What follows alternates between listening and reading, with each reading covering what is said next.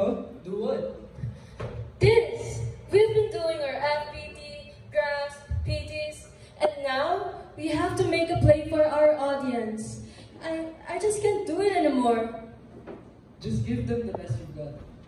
You're wrong. You shouldn't be saying that. What do you mean? You can't just present something half-baked. You have to give it your best. But it's so draining. Yeah, and I can't do it anymore. That's the reason you can't do it. All you can say is that you can.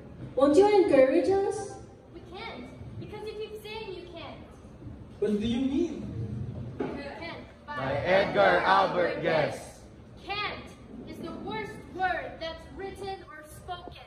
Doing more harm here than slander and lies. On it is many a strong spirit broken. And with it, many a good purpose dies. Springs from the lips of the thoughtless each morning, and robs us of courage redeemed through the day. It rings in our ears like a thunderous and warning. It laughs when we falter and fall by the way.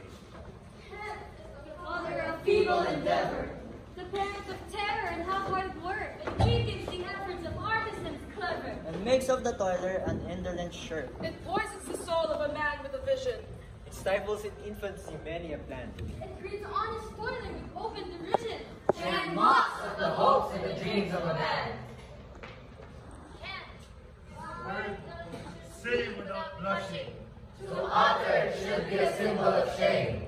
Ambition. And courage in daily is crushing. It lights a man's purpose and shortens his aim. Despise it with all of their hatred of error. Refuse it with largely deceits in your brain.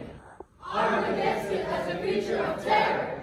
And all that you dream of, you someday shall gain. Can't is the word that's foe to ambition. An enemy ambushed to shatter your will. It sprays forever the man with a mission. And vows but to courage and patience and skill.